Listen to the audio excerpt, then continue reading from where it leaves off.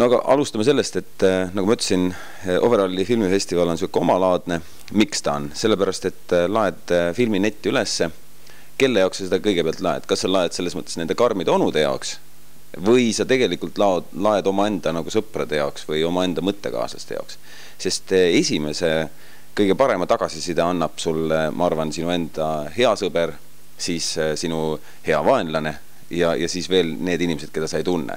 Sest kui nad kommenteerivad seda, kui nad avaldavad arvamust ja jõuavad põhimõtteliselt selle suure sõnamullina keskelt, mida tavaliselt võib-olla netikommentaarides isegi on, kuuled sa lõpuks seda, et aga lugu ei läinud kuhugi edasi. Oot, ma tahtsin veel midagi näha. Oot, anna veel. Või et, jõle lahe mõte. No siis järelikult need asjad ongi need, mida sa pead ise endale nii-öelda analüüsiks kokku koguma. Ja oled saanud, ma arvan, parema tagasiside kui selle karmi onu käest siin praegu. Mina soovitaksin kõigepealt eksperimenteerida.